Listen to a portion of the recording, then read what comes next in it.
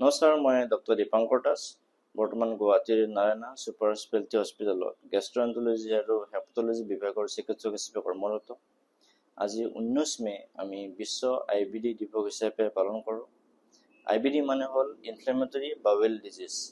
মূলতঃ IBD দুই প্ৰকাৰৰ থাকে, এটা হ'ল আলচাৰেটিভ কলাইটিছ আৰু এটা হ'ল ক্ৰনছ ডিজিজ। আলচাৰেটিভ কলাইটিছত মেইনলি আমাৰ লাৰ্জ ইণ্টেষ্টাইনত সৰু সৰু ইৰ'জন বা আলচাৰৰ সৃষ্টি হয়, আৰু ক্ৰনছ ডিজিজে আমাৰ গেষ্ট্ৰইণ্টেষ্টাইন ট্ৰেক্টৰ যিকোনো পাৰ্টে ইনভলভ কৰিব পাৰে। IBDৰ মুখ্য কাৰণসমূহৰ ভিতৰত হ'ল 1 নম্বৰ অটোইমিউন ডিজিজ, মানে আমাৰ শৰীৰৰ ইমিউনিটিয়ে নিজৰ এগেইনষ্টে কাম কৰে, নিজৰ ইণ্টেষ্টিনৰ এগেইনষ্টে ইনজুৰি কৰে, আলচাৰ সৃষ্টি কৰে। ছেকেণ্ডলি, কিছুমান জেনেটিক ফেক্টৰৰ কাৰণে IBD হ'ব পাৰে।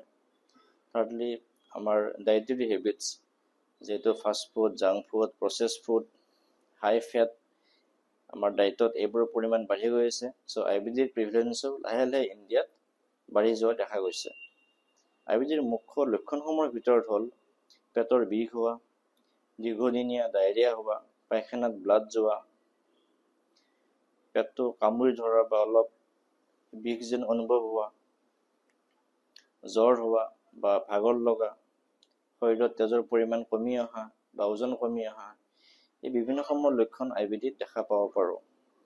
যদি আপোনালোকৰ এইবোৰ লক্ষণ আছে, তো সোনকালে এজন গেষ্ট্ৰএণ্ট্ৰলজিষ্টৰ পৰামৰ্শ লওক, আৰু ডক্টৰে আপোনাৰ IBDৰ ডায়েগন'চিছৰ কাৰণে কিছুমান টেষ্ট পৰীক্ষা কৰিব পাৰে, আপোনাক কলনস্কপি এডভাইচ কৰিব পাৰে, বা কিছুমান ক্ষেত্ৰত কেতিয়াবা আমাৰ ইমেজিং বা আমাৰ CT স্কেনৰ হেল্প ল'ব লগা হয়।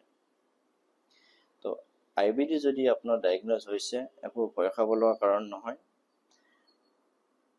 IBD এটা মেনেজেবল ডিজিজ হয়, যদিও পাৰ্মানেণ্টলি কিউৰেবল নহয়।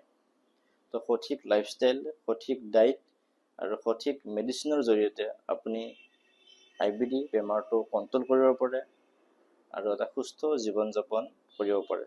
ধন্যবাদ।